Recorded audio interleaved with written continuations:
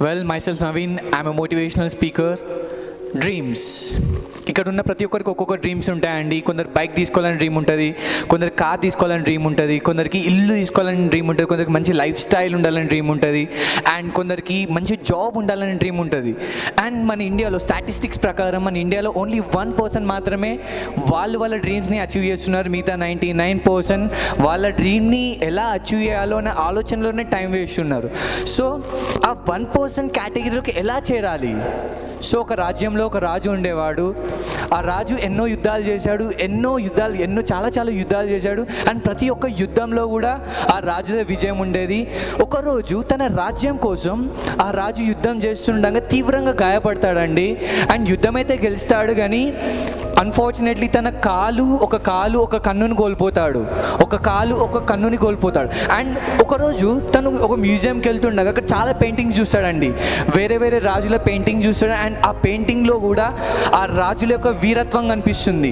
And ఈ రాజు ఎప్పుడైతే ఆ పెయింటింగ్ చూడడం స్టార్ట్ చేస్తాడు కదా, తను చాలా ఇన్స్పైర్ అవుతాడు. అరే నేను కూడా నా యొక్క వీరత్వం నా తరతరాలకు తెలవాలి కదా, నా తరతరాలకు చూపెట్టుకోవాలి కదా, నేను కూడా ఇటువంటి పెయింటింగ్ ఒకటి వేయించుకోవాలి అని ఆలోచిస్తాడు. సో ఆ దేశంలో ఉన్న అందరు పెయింటర్స్ని కూడా ఆ రాజ్యానికి ఇన్వైట్ చేస్తాడండి. సో అందరు పెయింటర్స్ అక్కడికి వస్తారు. అనౌన్స్ చేస్తాడు రాజు. ఏమని అనౌన్స్ చేస్తాడంటే, ఎవరైతే నా పెయింటింగ్ అద్భుతంగా వేస్తారో వాళ్ళకి ఎన్ని కానుకలు అంటే అన్ని కానుకలు ఇస్తాను అని అంటాడు. సో అలా అన్న వెంటనే అందరు పెయింటర్స్ కూడా ఏమని ఆలోచిస్తారంటే, ఒక కాలు లేని ఒక కన్ను లేని రాజుని అద్భుతంగా ఎలా పెయింట్ చేయగలం? సో అందరు కూడా ఆ పెయింటింగ్ని వేయడం రిజెక్ట్ చేస్తారు. ఎవరు వేయడానికి ధైర్యం కూడా చూపెట్టారు. బట్ ఒక్క పర్సన్ పెయింటింగ్ వేయడానికి ఛాలెంజ్ తీసుకుంటారు, డేర్ చేసి ఒక ముందడుగేస్తాడు, పెయింటింగ్ వేయడం స్టార్ట్ చేస్తాడు. పెయింటింగ్ మొత్తం అయిపోతుంది.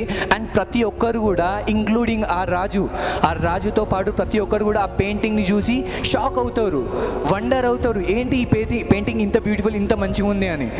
సో ఆ పెయింటింగ్ ఎలా వేస్తాడంటే, తను ఏదైతే రైట్ లెగ్ పోతుంది కదా, ఆ రైట్ కోల్పోయిన ఒక కాలుని బెండ్ చేసి ఒక పోయిన కన్నుని క్లోజ్ చేసి ఒక విల్లుతోటి షూట్ చేసినందుకు ఏం చేసినట్టు గురి పెట్టినట్టు ఆ పెయింట్ని పెయింట్ చేస్తాడంటే అంత అద్భుతంగా పెయింట్ చేస్తారు. అండ్ అందరూ కూడా ఆ పెయింట్ని చూసి చాలా మెచ్చుకుంటారు.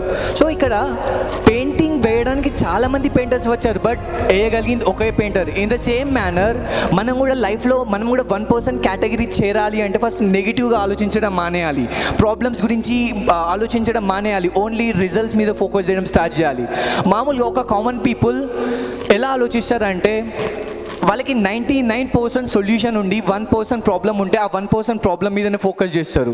అండ్ ఎవరైతే 99% ప్రాబ్లం ఉండి 1% సొల్యూషన్ ఉంటే అండ్ ఆ సొల్యూషన్ మీదనే ఫోకస్ చేస్తారో వాళ్ళు 100% సక్సెస్ఫుల్ అవుతారండి. అండ్ మన పవిత్ర గ్రంథాలు మాట్లాడుకుంటే భగవద్గీత గురించి మాట్లాడుకుంటే యత్ భావం తద్భవతి.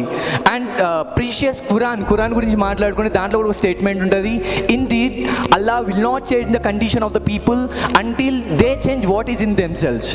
అండ్ ప్రీషియస్ బైబుల్ గురించి మాట్లాడుకుంటే commit to your lord, he will strongly establish your plans. అంటే ఈ బైబుల్లో ఉన్న ఈ గ్రంథాల్లో ఉన్న ప్రతి ఒక్క స్టేట్మెంట్కి కామన్ మీనింగ్ ఏంటి? Mind is everything, what you think you become. నువ్వు ఏదైతే ఆలోచిస్తావో అదే జరుగుతుంది. సో నువ్వు పాజిటివ్గా ఆలోచిస్తే నీ లైఫ్లో పాజిటివ్గా జరుగుతుంది, నెగిటివ్గా ఆలోచిస్తే నెగిటివ్గా జరుగుతుంది.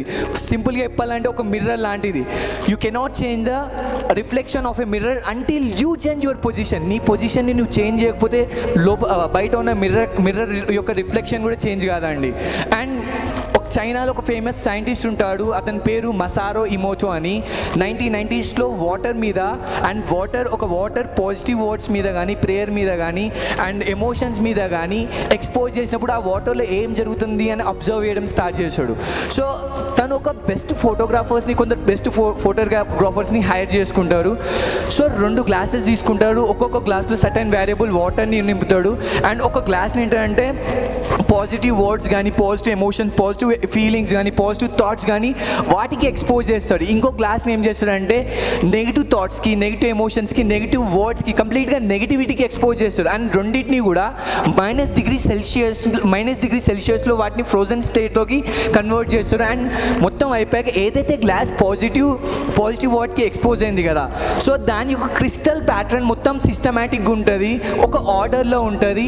ఏదైతే వాటర్ నెగిటివ్కి ఎక్స్పోజ్ అవుతుంది కదా, దాని యొక్క క్రిస్టల్ ప్యాటర్న్ మొత్తం జిగ్జాగ్గా ర్యాండమ్గా ఉంటుంది, ఒక ఆర్డర్లో ఉండదు.